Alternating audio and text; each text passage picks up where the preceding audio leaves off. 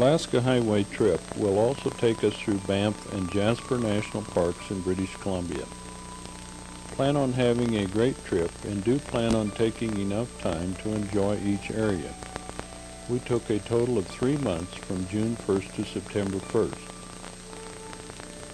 Whether you are taking a motorhome with a tow or a pickup with a fifth wheel or trailer, if you are comfortable driving it, don't be afraid to take it on this trip to Alaska. Plan your needs like you would if you were taking a major trip across the United States, only with a lot less traffic. Thousands of others have done it before you, and hundreds do it every year. And as one RVer to another would say, go do it on your own and enjoy the total experience. Our Alaska and Canada RV journey starts with a view from Tunnel Mountain Campground in Banff National Park.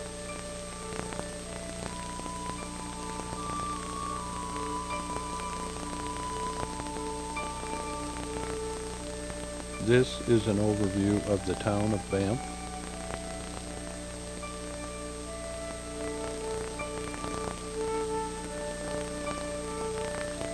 Looking across to Trans-Canada 1 from the Bow Mountain Parkway.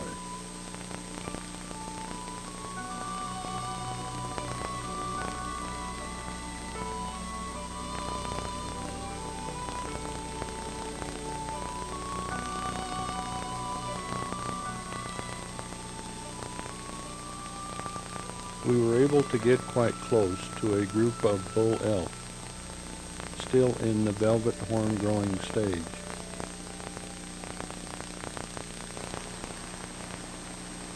This is Johnson Canyon north of Banff on the Bow Mountain Parkway.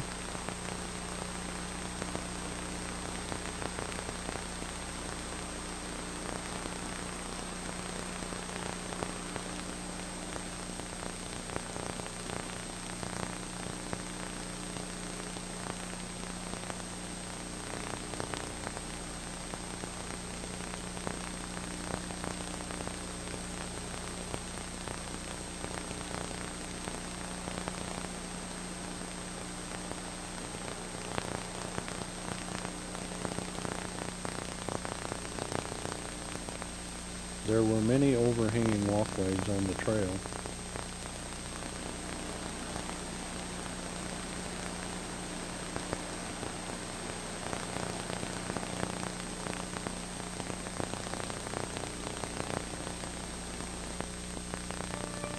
This is the view from the parking lot at Moose Meadows Trailhead.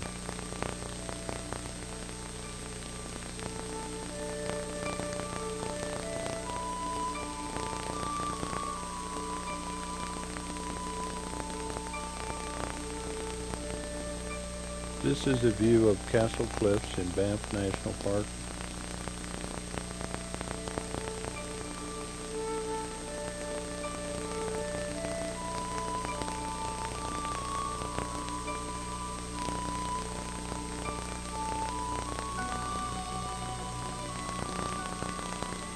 This is the view across from Outlet Creek.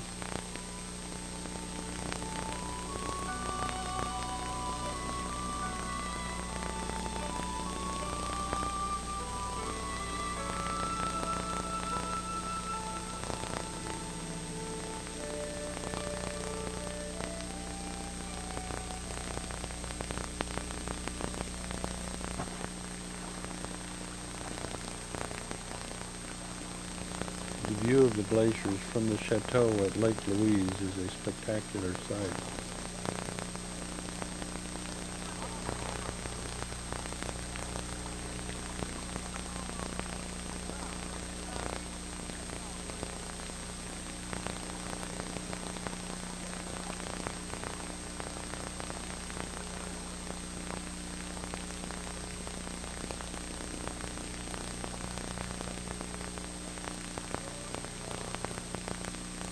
The chateau from the trail at the end of the lake is a beautiful building.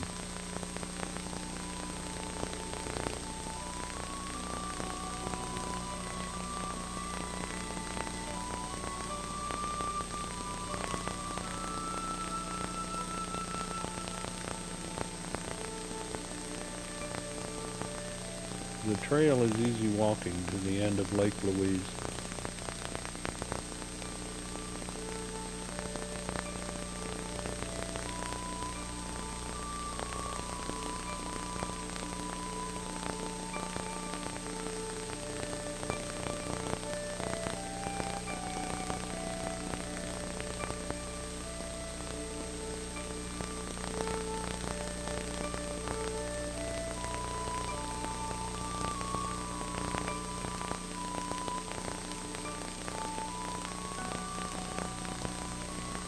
Some rock climbers were testing their skills at the trail end.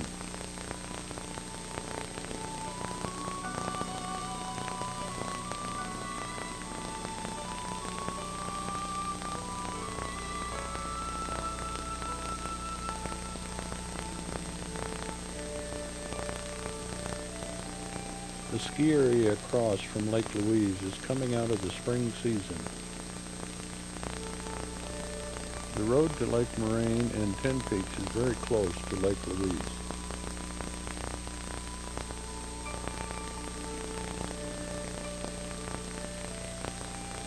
Ten Peaks are very rugged-looking mountains.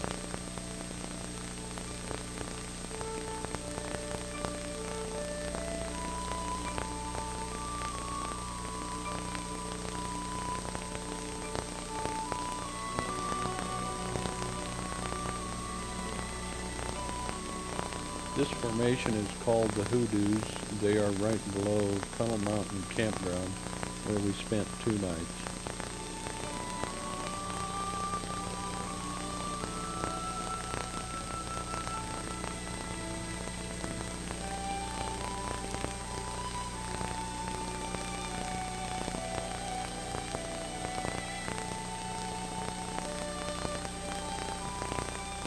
This is the Banff Spring Chateau in the town of Banff.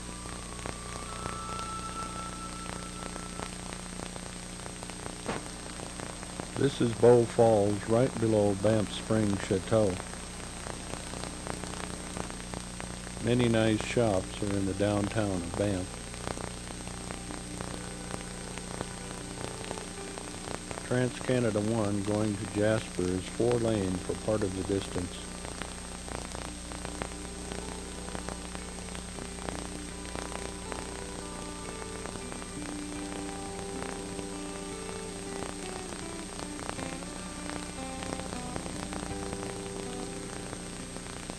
A place for elk to cross over the highway is a unique structure.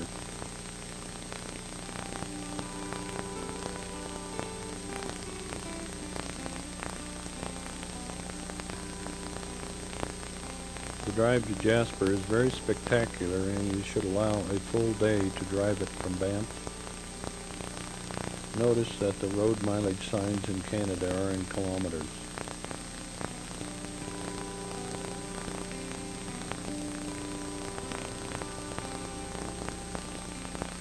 The Icefield Parkway is 2-lane the remaining distance to Jasper.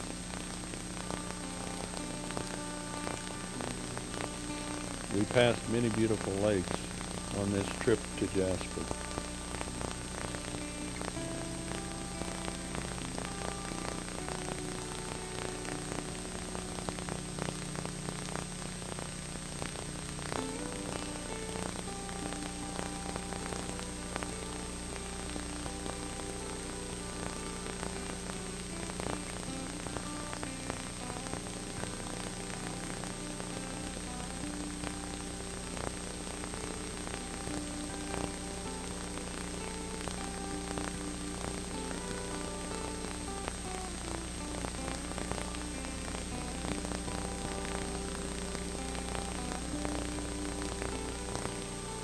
We pulled over in the motorhome with Jeep in tow for a rest break at the top of the ridge.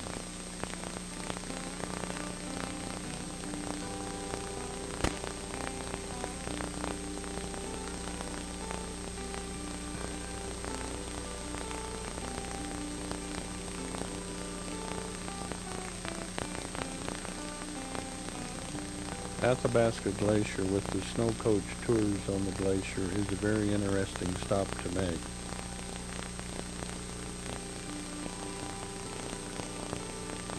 Two coaches on the glacier are now coming into view.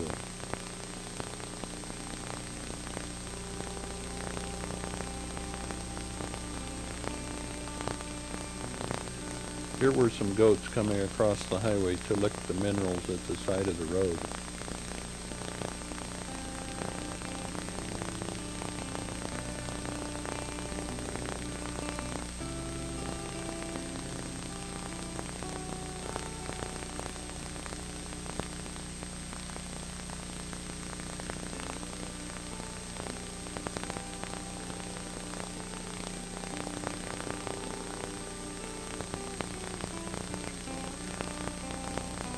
Whose territory is this anyway?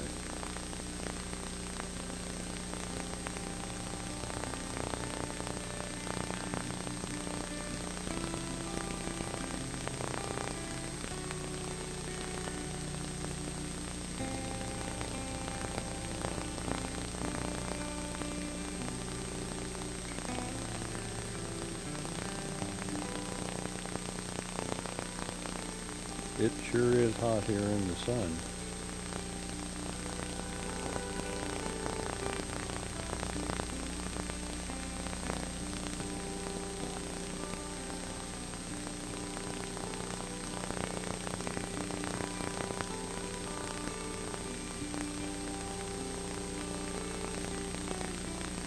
This was the granddaddy of them all.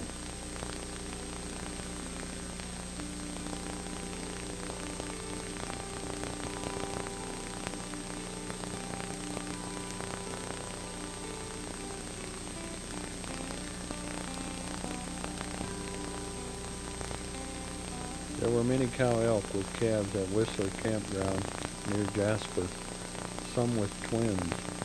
We stayed 2 nights at Whistler Campground.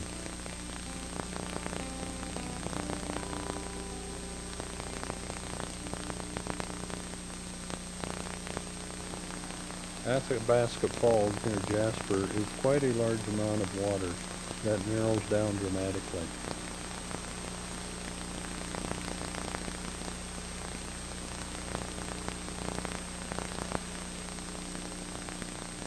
Notice the circular motion that has carved into the rock.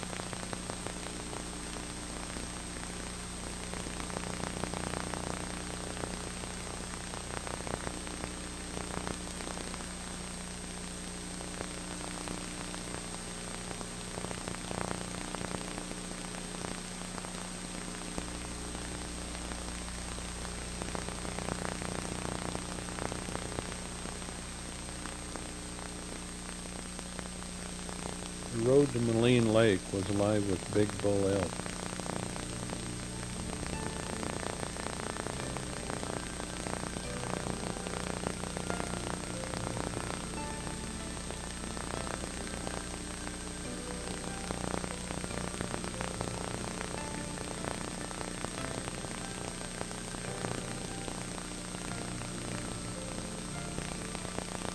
Moline Lake is another beautiful place near Jasper with boat tours of the lake.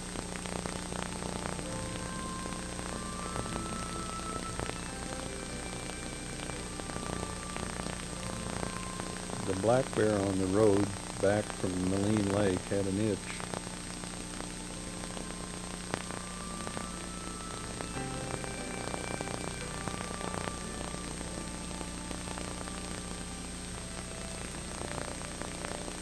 The bighorns on the road back to Jasper were very spectacular. We finally reached the start of the Alaska Highway at Dawson Creek. Allow at least a day and a half traveling from Jasper through Grand Cache and Grand Prairie to Dawson Creek.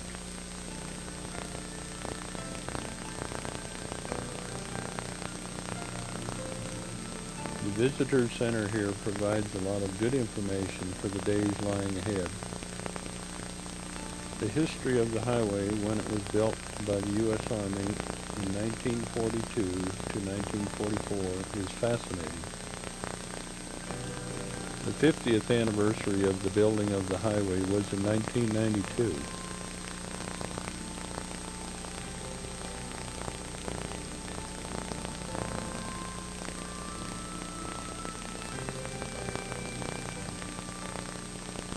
This was the first construction area west of Fort Nelson on Steamboat Mountain. This was completed by our return trip, with the paving still to be done the spring of 1999.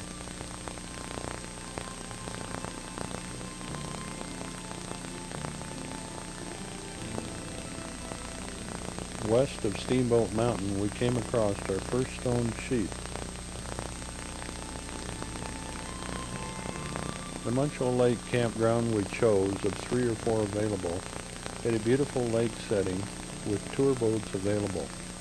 We spent 2 nights at this campground. Good Dolly Varden fishing.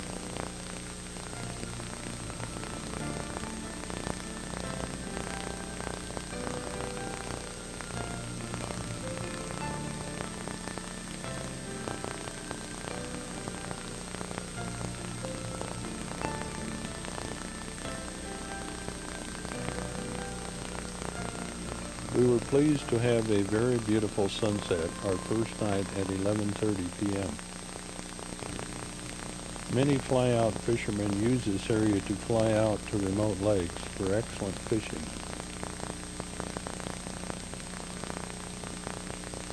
A 185 Cessna will haul a big load, which included 3 guys plus the pilot and their gear.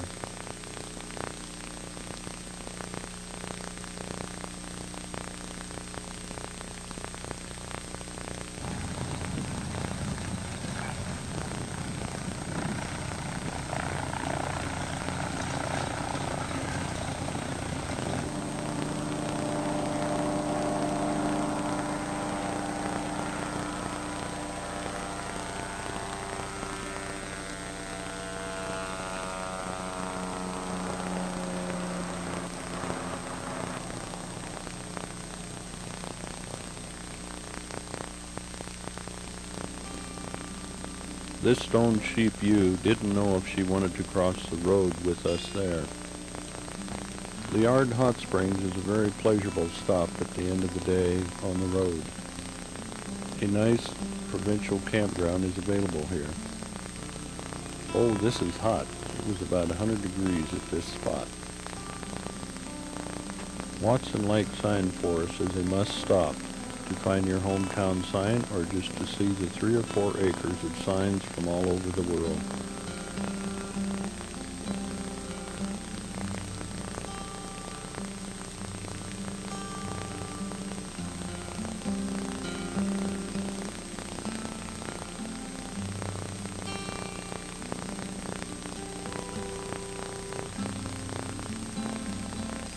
We are approaching the Continental Divide between Watson Lake and Whitehorse. It is not very high as Continental Divides go. It is between 7,000 and 8,000 feet.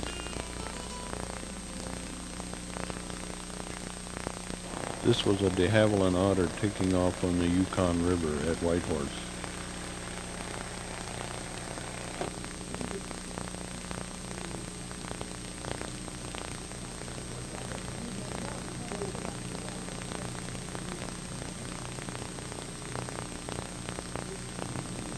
This was a treacherous, narrow portion of the river during the gold rush days, when the stern wheel paddle boats were going up and down the river to Dawson City.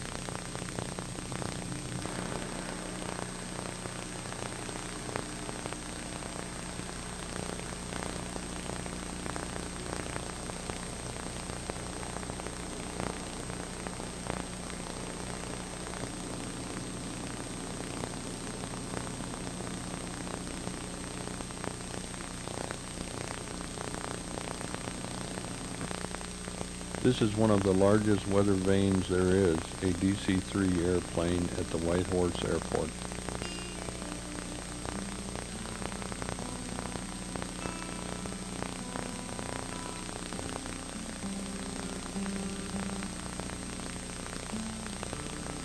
The SS Klondike in Whitehorse was the last stern wheeler on the Yukon River in its time.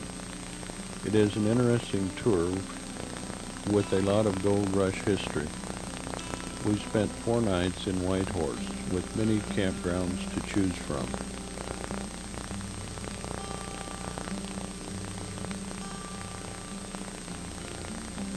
The SS Universe and a state ferry were docked in Skagway. We took a water taxi to Haines, or you can put your RV on the state ferry for a 1-hour ride to Haines and take the highway to Haines Junction to connect back to the Alaska Highway.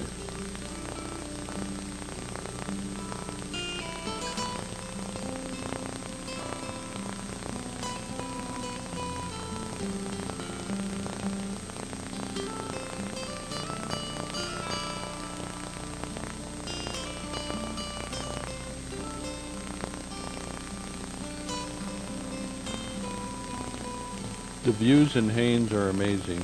This is one of the many glaciers you will see.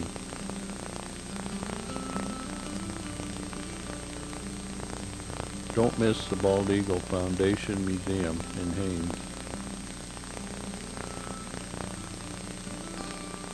The Kluane Lake area was a gorgeous spot.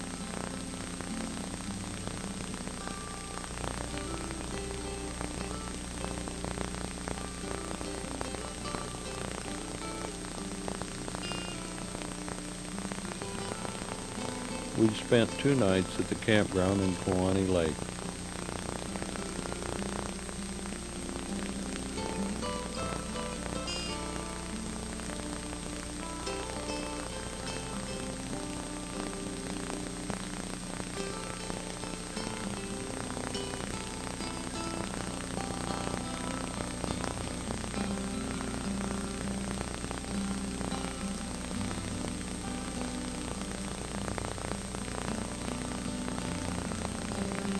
The lake trout fishing was very good here.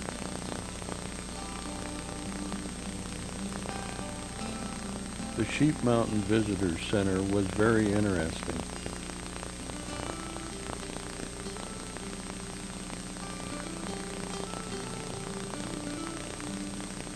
While here, we watched many doll sheep from the deck of the center.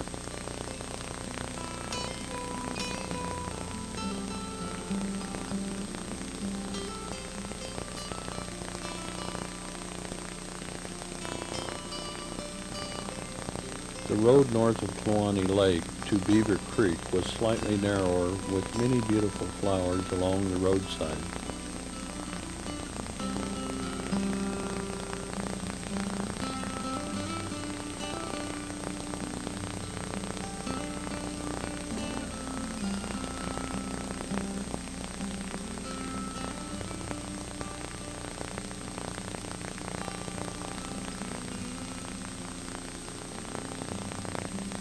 The Alaska border is a must-stop for pictures, of course. The cut through the trees is the longest unprotected border there is in the world.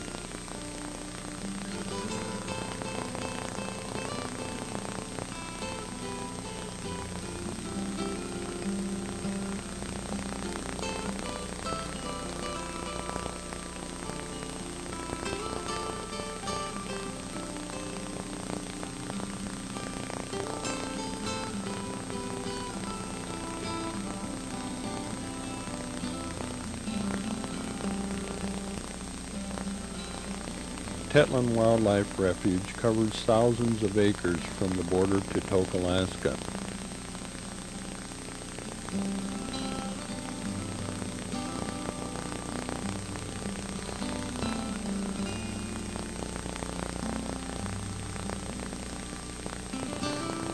This is one of many sod roofs we've seen in Alaska.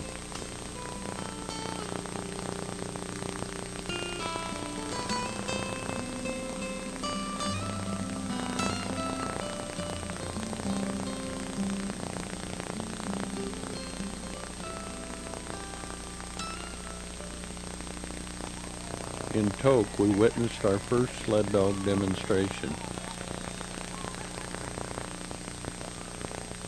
Tok is the crossroads for either going to Fairbanks or Anchorage. Delta Junction is known as the official ending of the Alaska Highway.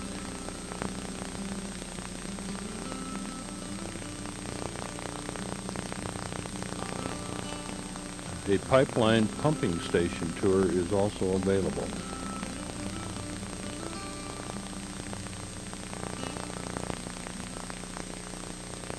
The Midnight Sun baseball game is played annually on the longest day of the year.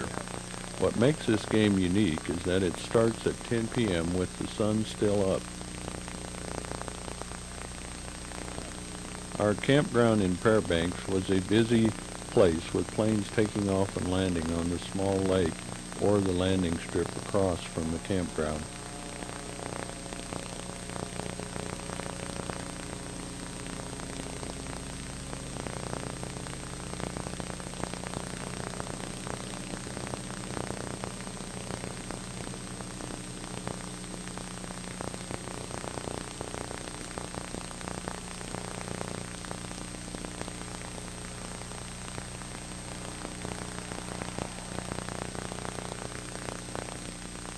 The one place you can get close up to the pipeline is about 10 miles north of Fairbanks with a small visitor center.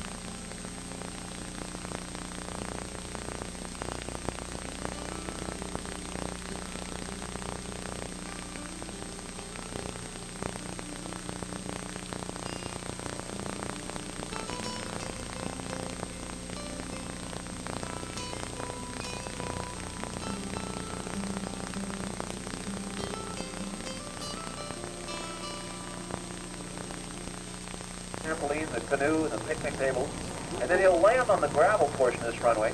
Here he comes. Now see, he's dropping the altitude nicely, coming right over those willow trees.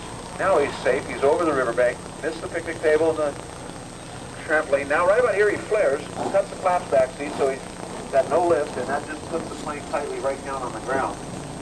Easy landing, maybe 150, 200 feet is all he needs. There he is. Cal Award, thank you very much, and the legendary pipe.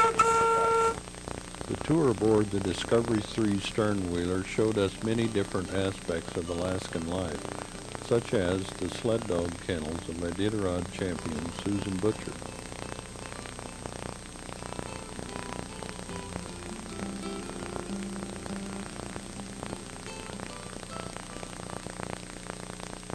Flowers swirl around and mix into the dark waters.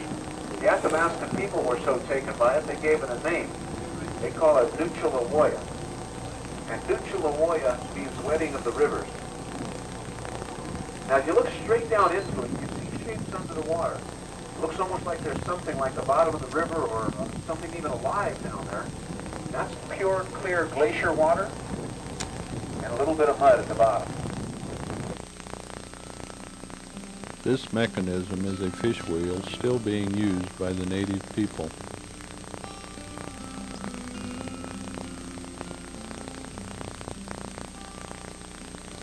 The fillets from the backbone. Then she goes behind the gills and does the same thing, separating the viscera and the spine from the fillets on both sides. The fillets remain connected at the tail, and you'll kind of understand the importance of that in a minute. Then she takes off the head and removes that. That'll be split and dried. Good source of calcium and protein for the dogs, as is the backbone. All the other little scraps in the viscera is cooked up into kind of a mulligan stew for the dogs that come out to fish camp during the summer. And then she scores the meat right down through the fillet to the skin so that the meat will hang freely away. You notice it's a diagonal cut, and the meat will hang freely away. It'll dry thoroughly, and there you see it. In less time than it takes to tell, it's dressed out and ready to go. The tour makes a stop at the halfway point for various native people demonstrations.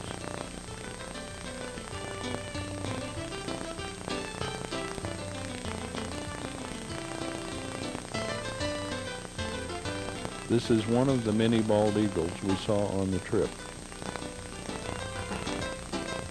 The Discovery Riverboat trip is well worth your time to take in Fairbanks.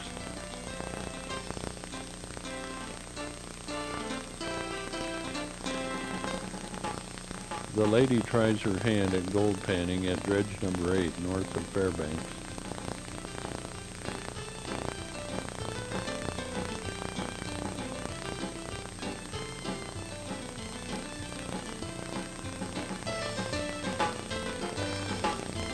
The methods have improved over the years and been made easier.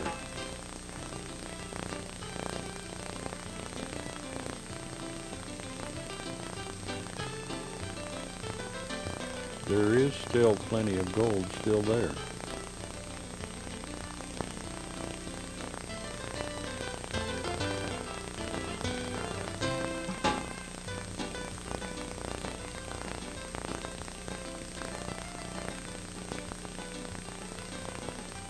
highway from Fairbanks to Denali National Park is a very pleasant drive.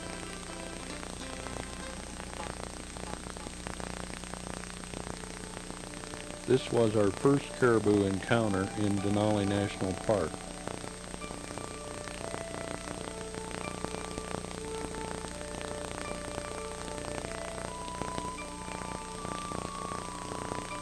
You can only drive in about 15 miles of the 98-mile distance by private vehicle, or to a couple of campgrounds in the park which require a camping permit.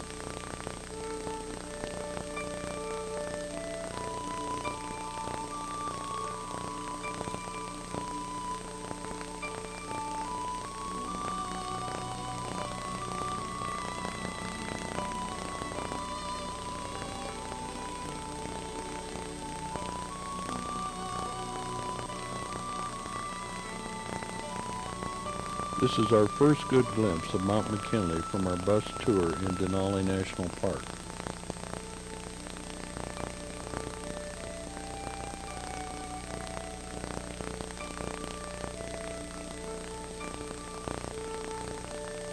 The insects are a constant torment to the caribou.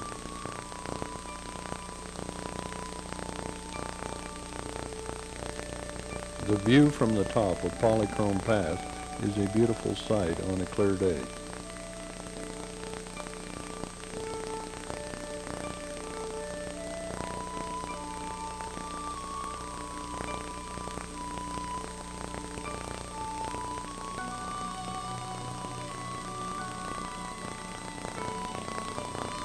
This is an eagle's nest down the cliff on Polychrome Pass.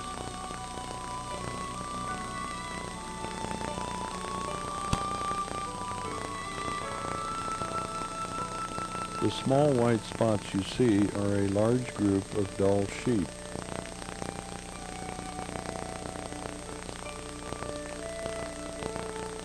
We saw a lot of caribou on the bus tour.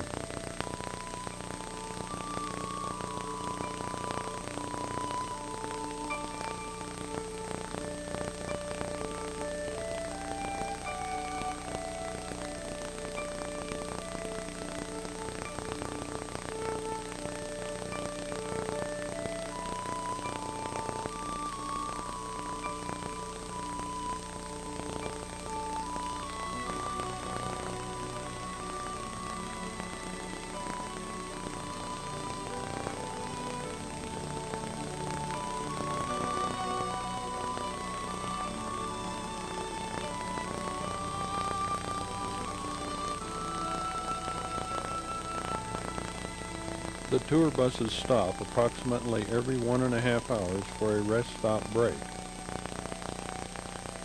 You come to the Eielson Visitors Center about 3/4 of the way along the tour.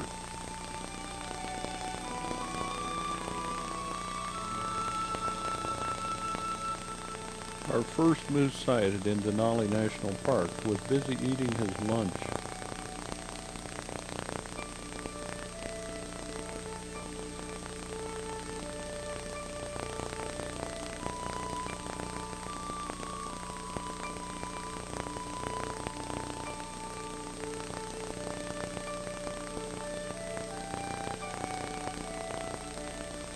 We spotted our first grizzly bear, which is also commonly known as a brown bear.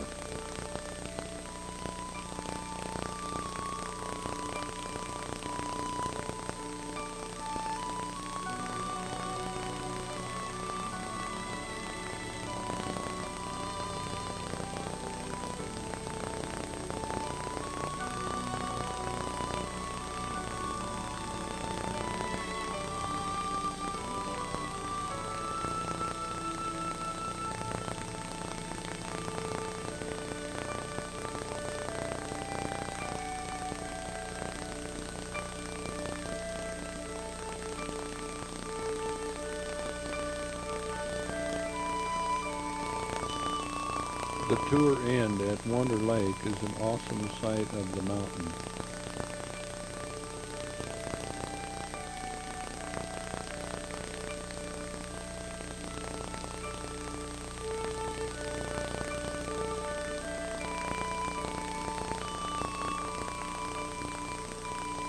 The mosquitoes were out in full force at Wonder Lake.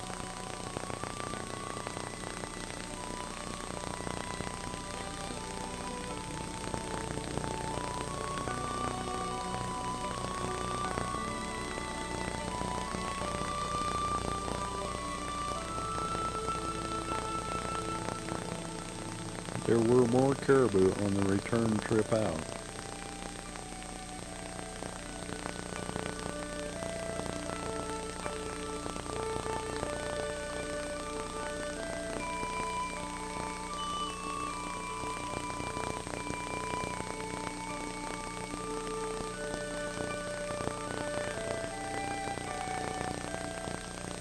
Our second bear sighting was a little closer and a little different in color.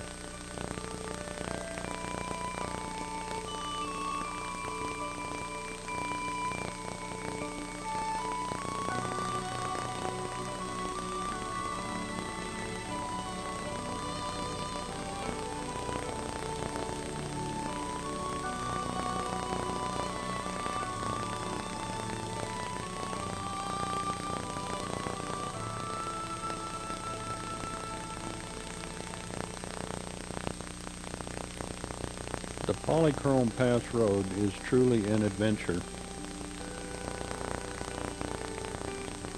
Stopping for a passing bus puts you on the outside edge.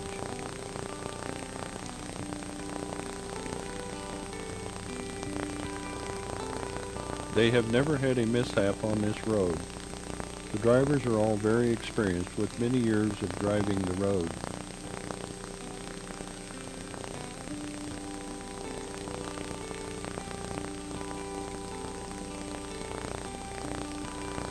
What a view down.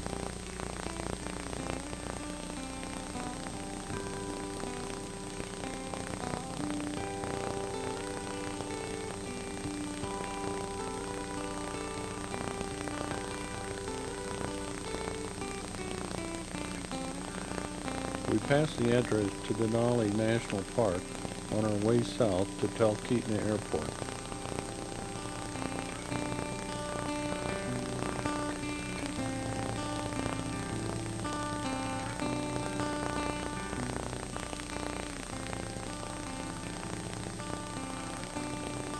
The highway south toward Anchorage is a very scenic drive.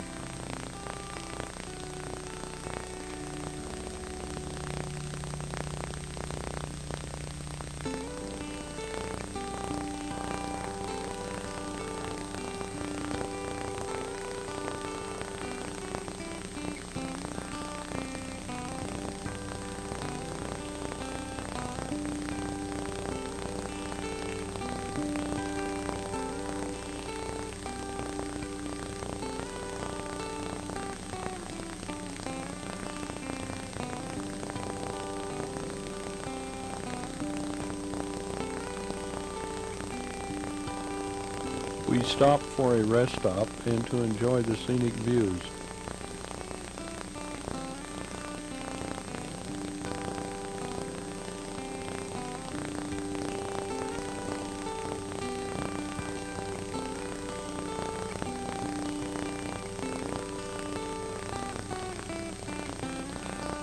My wife usually drives at least once most days while traveling. We stopped to eat lunch and enjoy the great view of Mount McKinley while heading south.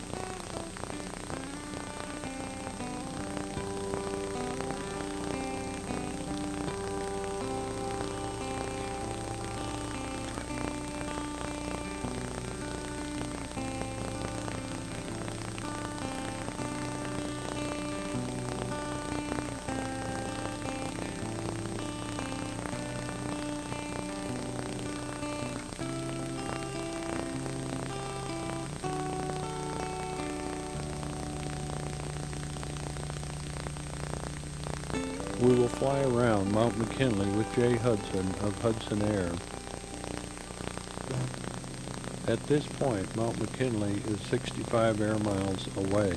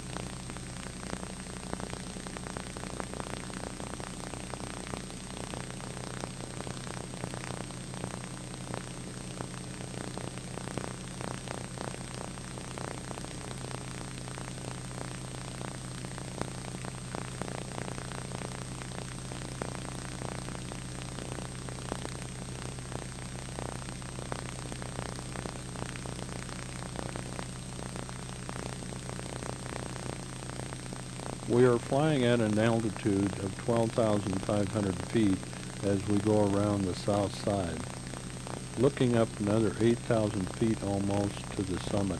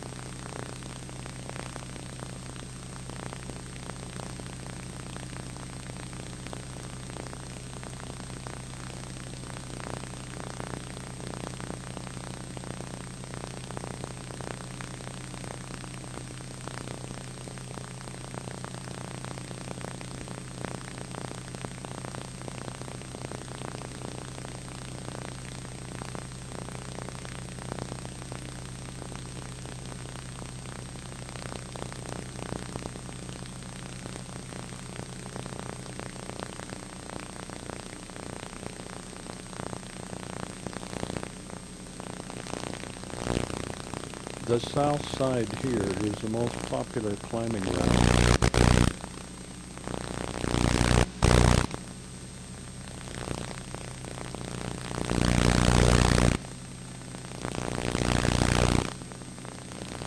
The pilot had stated that the mountain looked naked without any clouds around it. One of the many areas they can land a ski plane on for climber drop-off.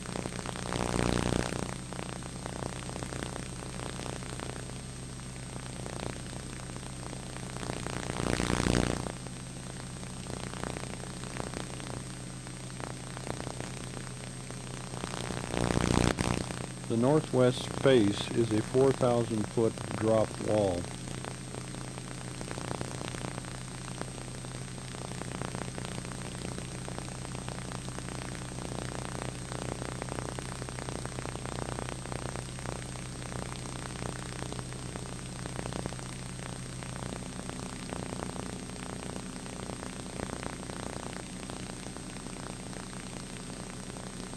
It seems so close, but it can be so treacherous.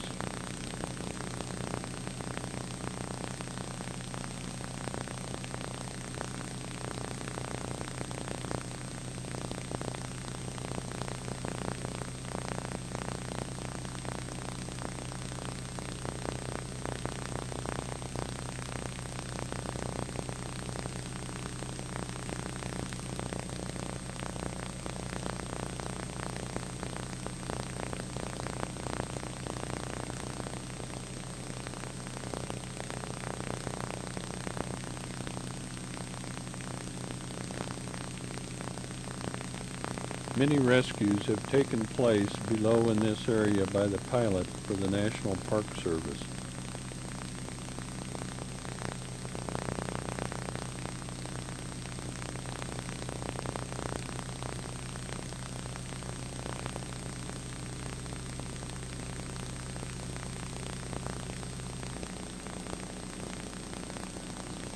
This is what is referred to as the Great Gorge.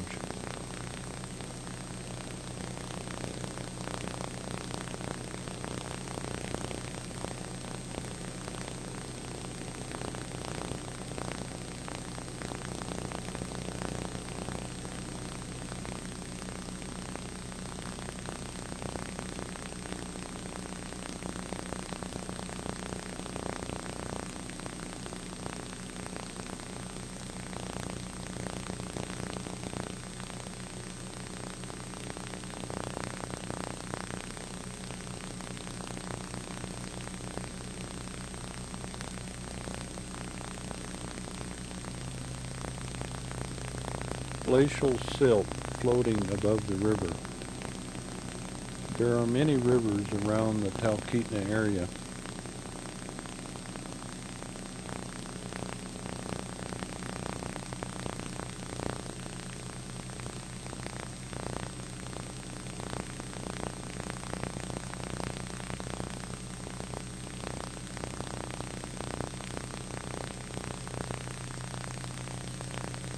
Talkeetna Airport has about 4 or 5 flying services that all fly around Mount McKinley.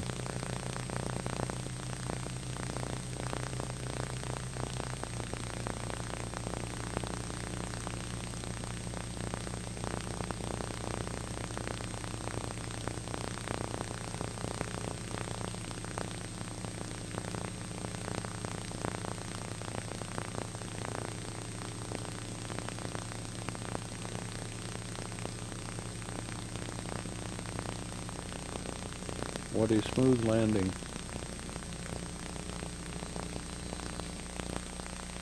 It was a very foggy day above and north of Palmer at the Independence Mine.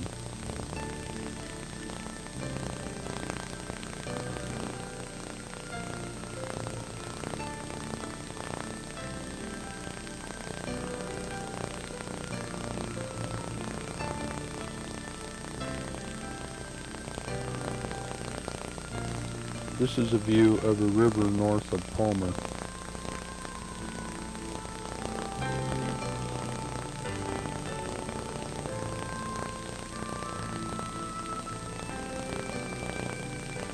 The Muskox Farm is a very worthwhile tour.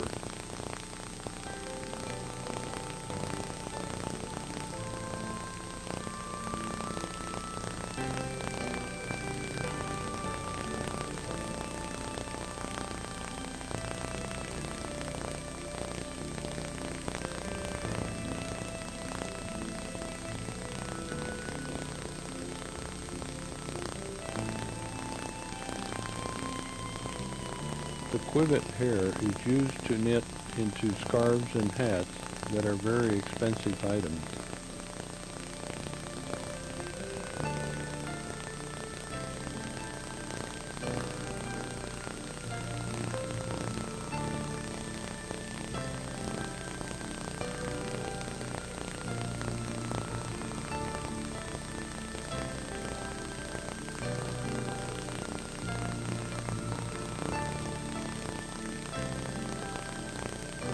The Eklutna Native People Cemetery is a very interesting place with their colorful spirit houses. It is located a short distance north of Anchorage.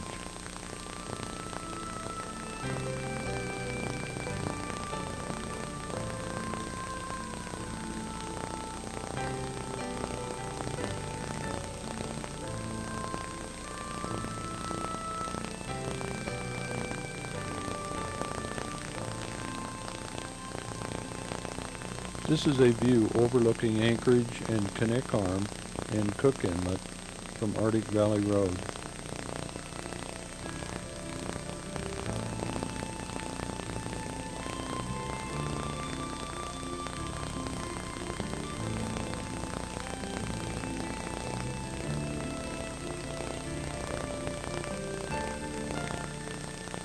This is the Alaska train with very nice Vistadome cars going from Anchorage to Fairbanks.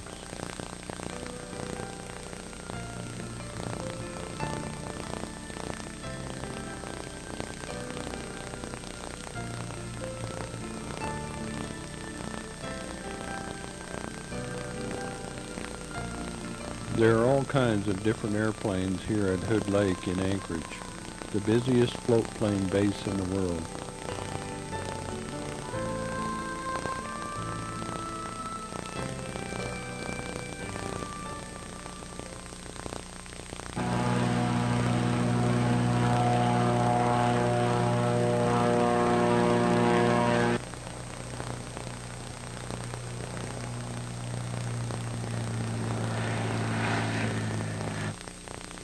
There is every shape and size of airplane, and some are for sale.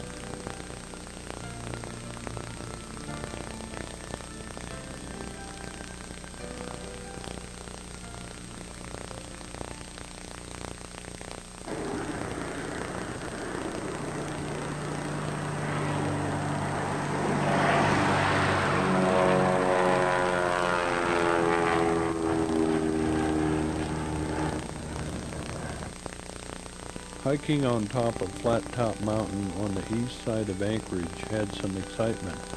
with an earthquake occurring while we were there. We could hear it more than feeling it.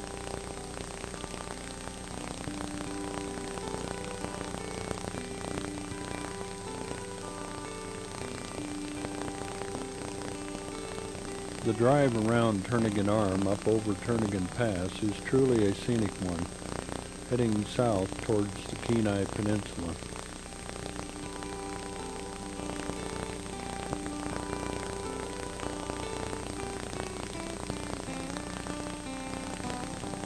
The view from Beluga Point Campground watching the dip net fishermen at the outlet of the Kenai River is quite a sight on a clear day.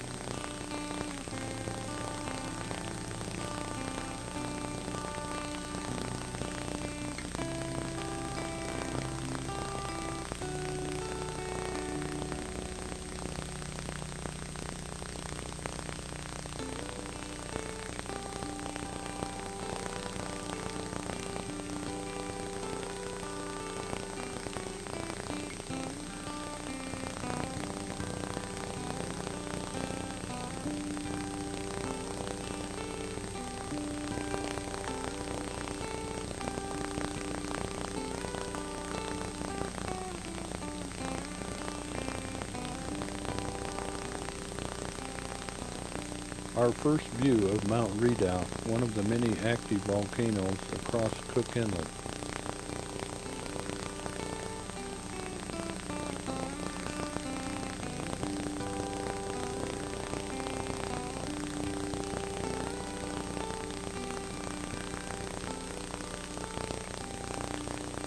And also Mount Iliamna.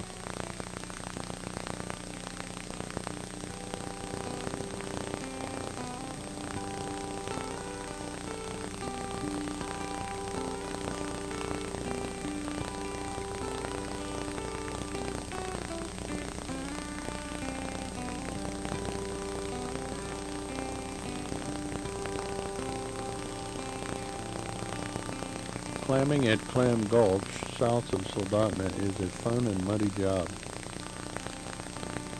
These are razor clams and they are very good in clam chowder.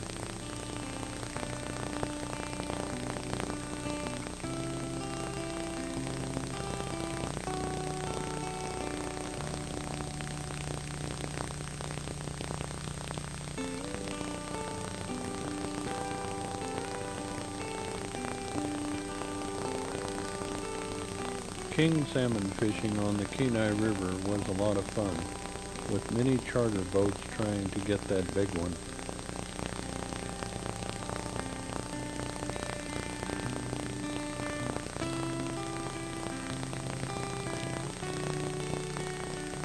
The view of the glaciers across Kachemak Bay east of Homer are a spectacular sight.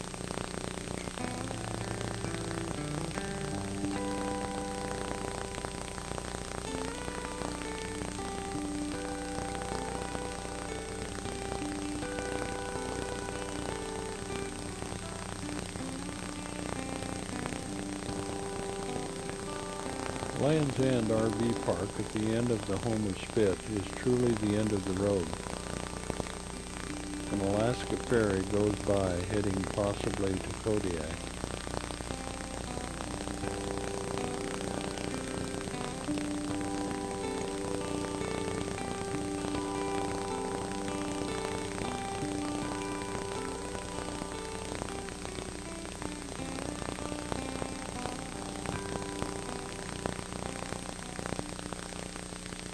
This is a view of Homer from the floatplain lake.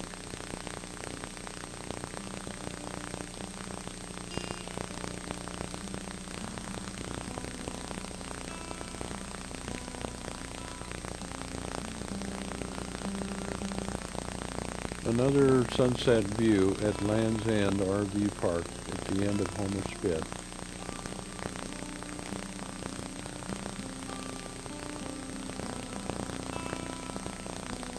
a bald eagle watching for lunch on Homer's spit.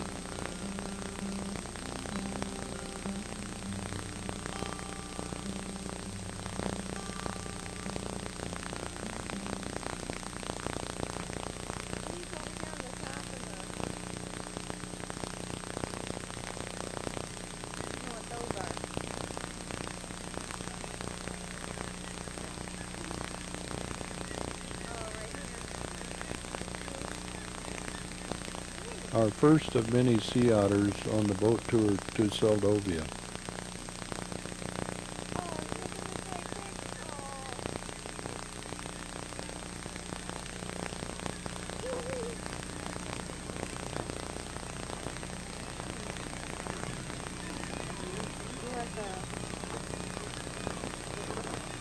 Up on the rock, so go ahead and build their nest right up there on that rock face. Off to our right, you see a ledge with the common viewers. That's a good place for them to lay an egg. So they're sitting up there on their eggs on that ledge, rock ledge to our right. Watching the kitty ledges might take a real close look at those. Check out some of the red-faced cormorants that are up there. The horn puffins like to nest in these crevices in the rock like this, so vertical. We should look this way, though. What? And if you look closely, you may be able to spot some of those red-faced cormorants up there on their nest.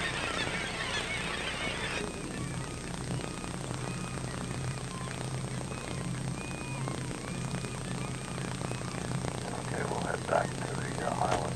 Get out of a group of otters over there.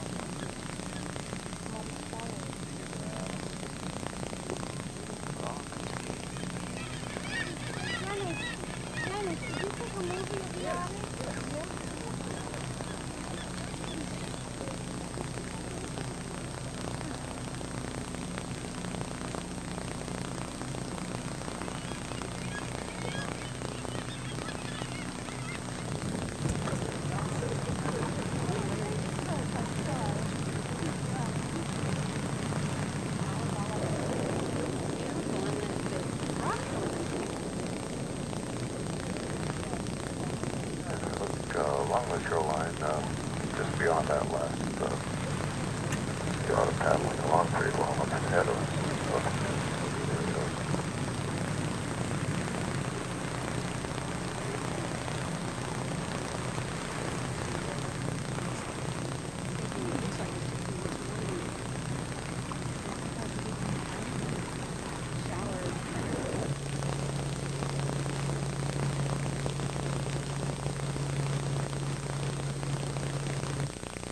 This is one of many bald eagles on our boat trip.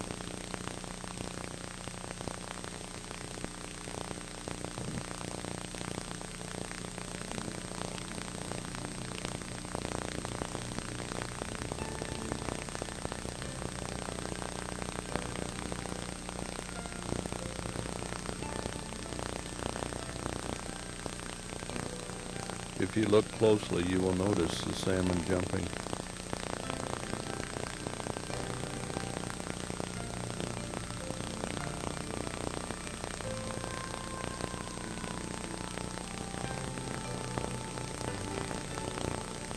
Seldovia is a very quaint, quiet town.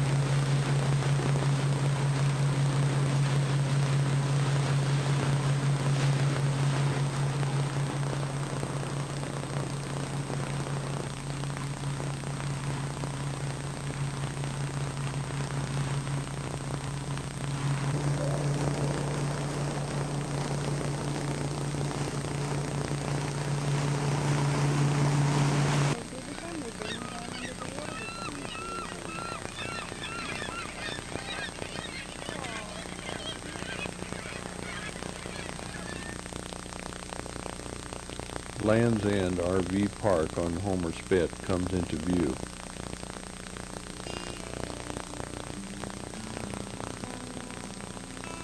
This is Land's End Resort Lodge at the end of the spit. The tractor boat launch of halibut charter boats at Anchor Point, north of Homer, is another way to launch boats at low tide.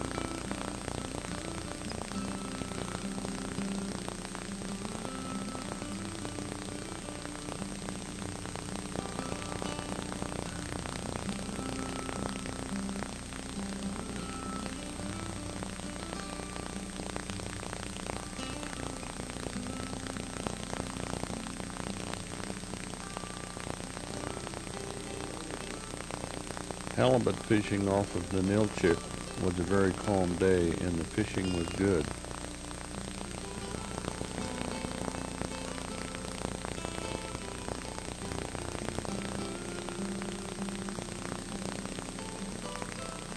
We got our limit, but no great big fish. The largest was about 25 pounds.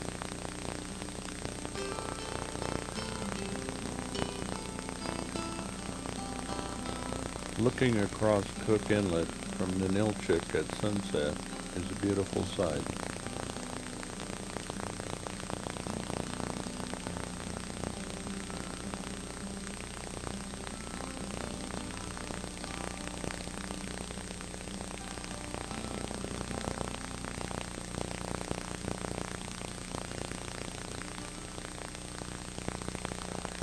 The salmon were spawning in a small stream at Kasilof.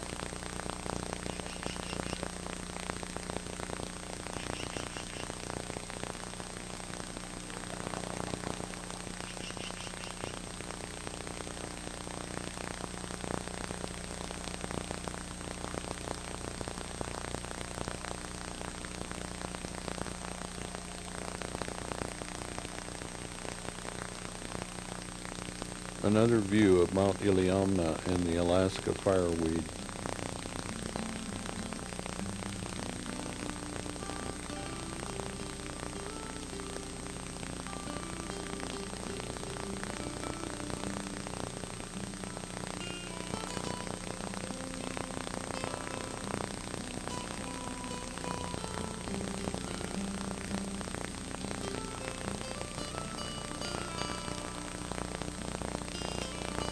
Looking across Cook Inlet from Captain Cook State Park, you see many oil platforms and Mount Spur, another active volcano.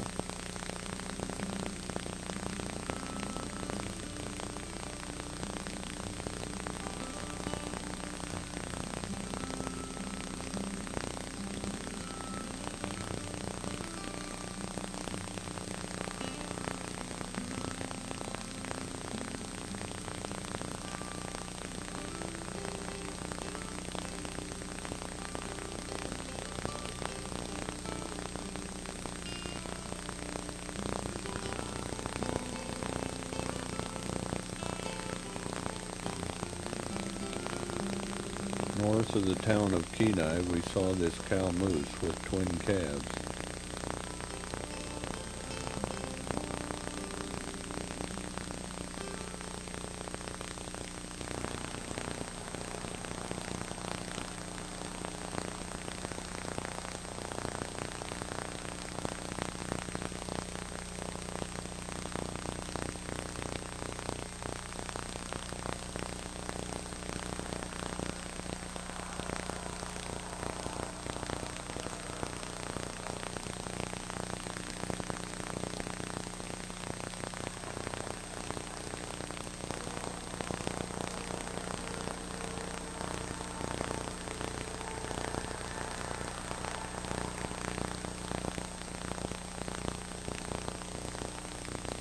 Ski Lac Lake area between Sterling and Seward is a very pretty area.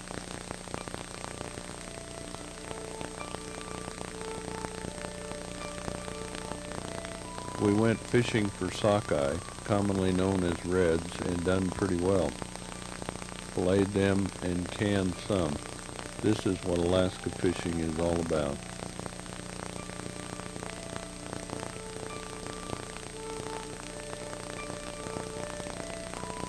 My wife caught the largest fish. A beached whale below Kenai was about to be hauled back out to sea. It was about 45 to 55 feet long.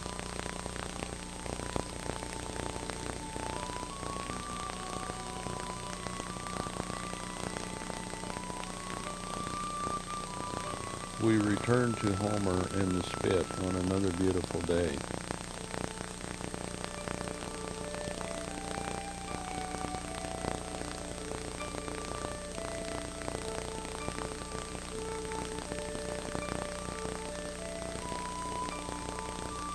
The Homer Spit from above Homer is quite an unusual landform that is about 5 miles long.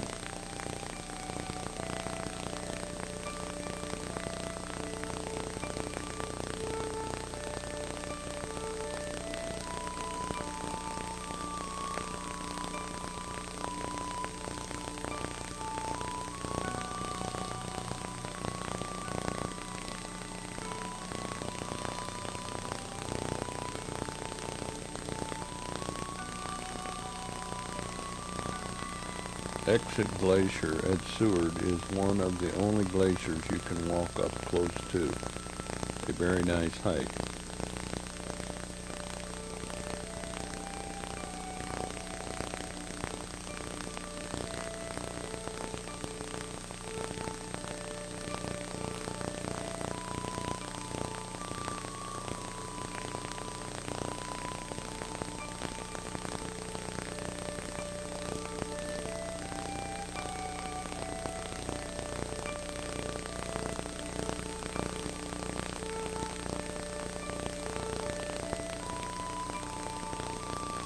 The deep blue colors are spectacular.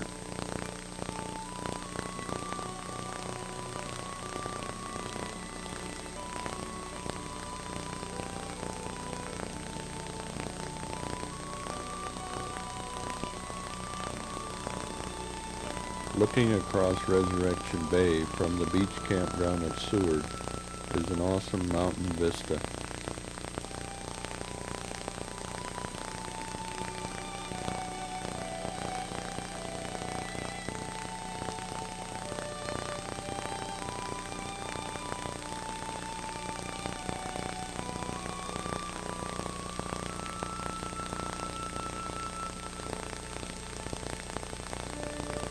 Cruise ships were a daily sight in Seward.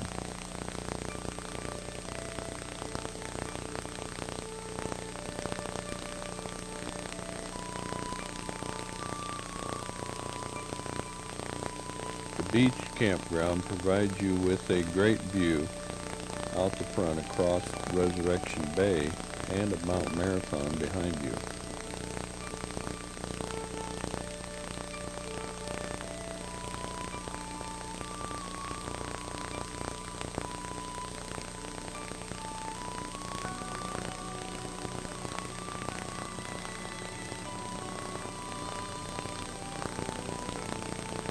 Every 4th of July, a race is run to the top of Mount Marathon and back.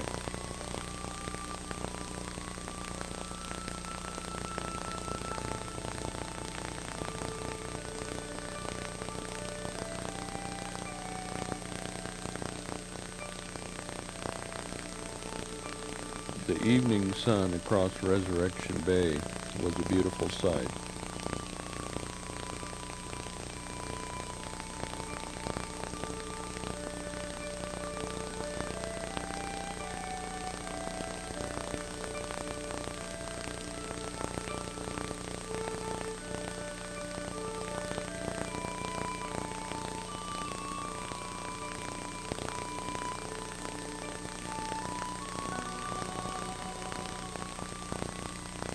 Most cruise ships usually leave at night, arriving at their next port by morning.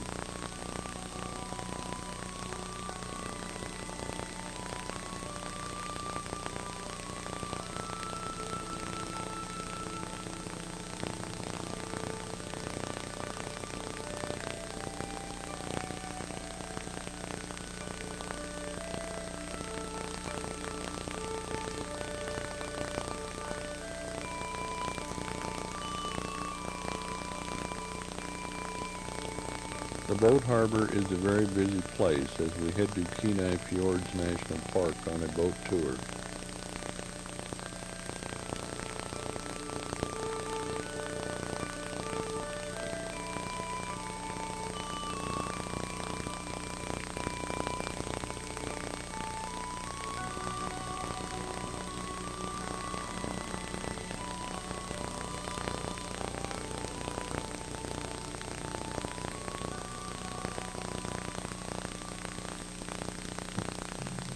The silver salmon fishing in Seward is very good.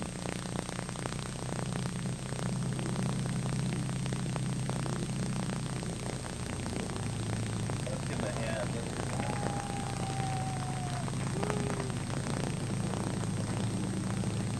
Probably first fish of the day. Very good.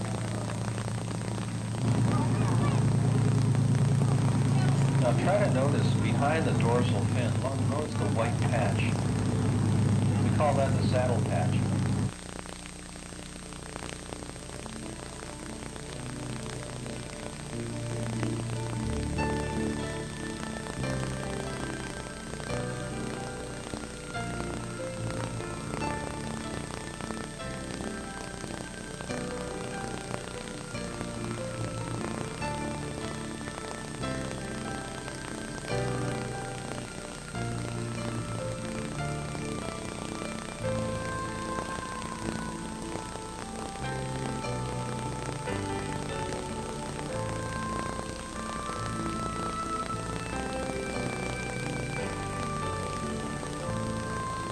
There was little glacier ice falling off, commonly known as calving. Holgate Glacier is one of many that comes off of the Harding ice field.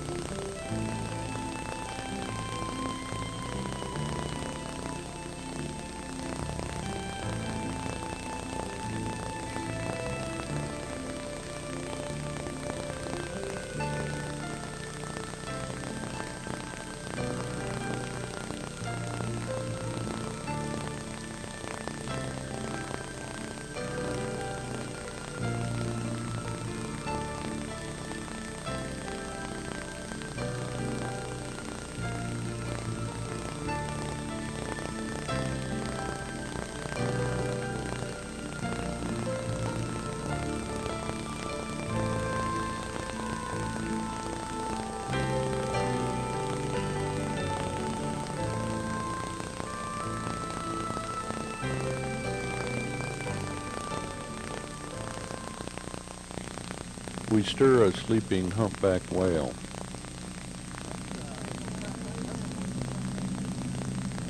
There's the tail.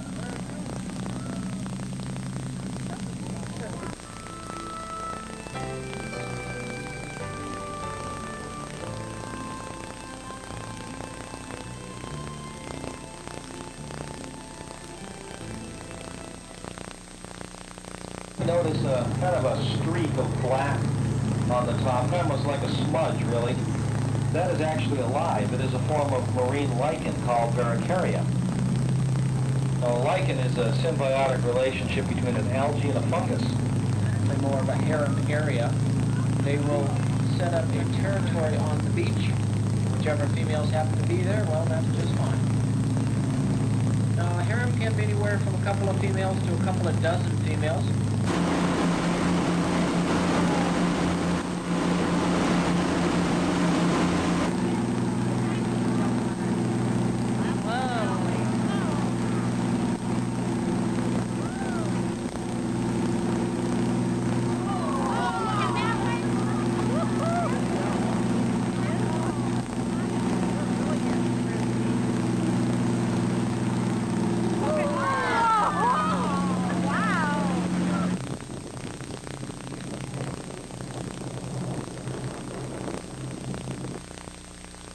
Kayaking in Resurrection Bay looks like fun on a calm, clear day.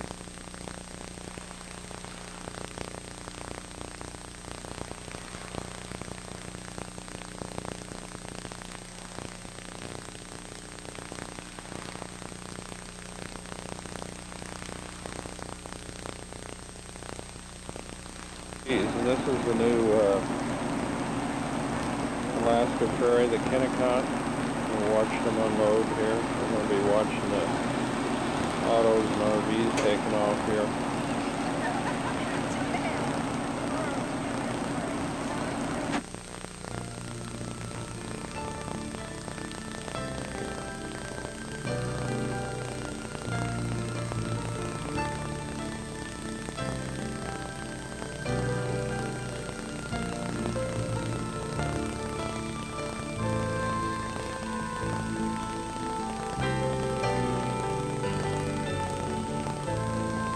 The Alaska Oil Terminal and Pipeline Tour is very unique and interesting.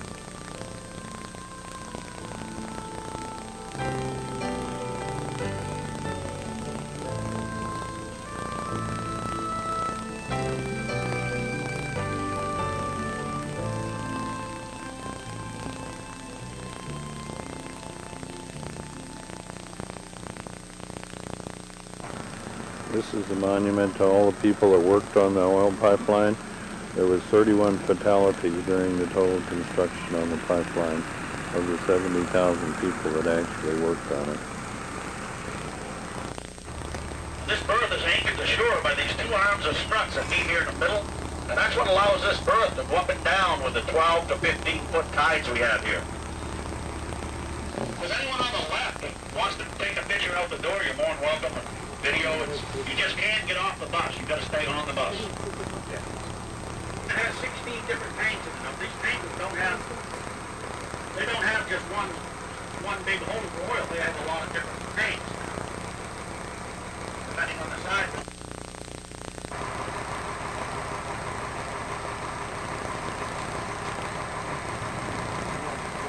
Standing on the helicopter pad here at the oil terminal in Valdez, looking across towards Valdez.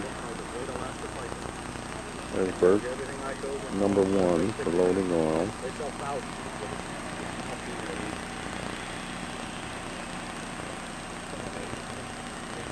There's a tanker being loaded right now. We're taking some pictures of it earlier.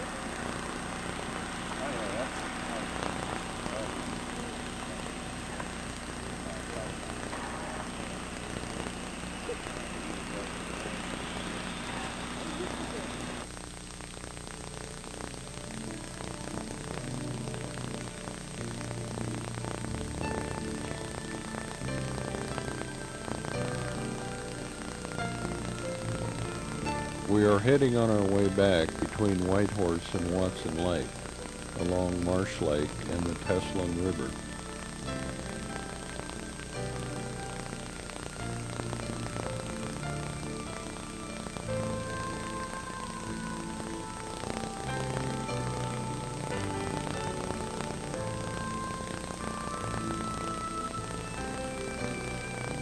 We stopped to take another refreshing dip at Liard Hot Springs on our return.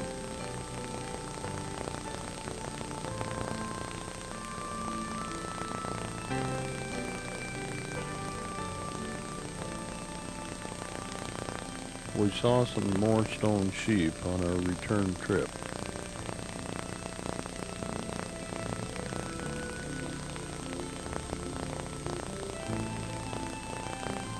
This was a very nice rest stop south of Chetwynd on our way to Prince George.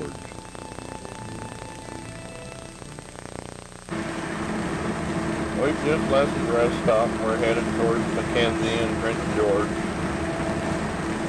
Beautiful highway through here.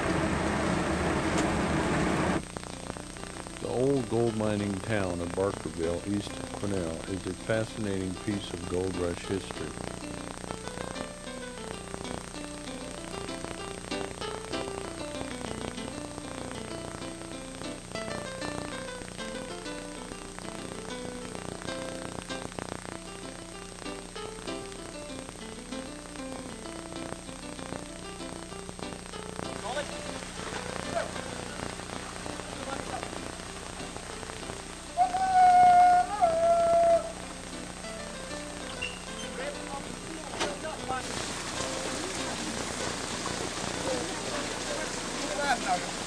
about smoothly water-worn at all. Today we're moving south from Quinnell towards Williams Lake and Kamloops. Beautiful drive, nice highway. Plan on staying the night around Kamloops. This was a very large set of cross-country skis here at the Visitor Center.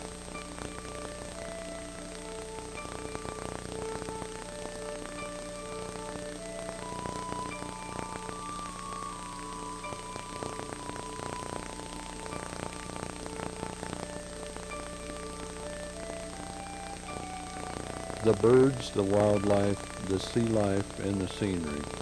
These were truly the intriguing things of Alaska and Canada. It has been truly a memorable trip that will be repeated again and again. We hope you enjoy your Alaska RV trip as much as we have ours. And we hope to see you on the road to Alaska, the great land.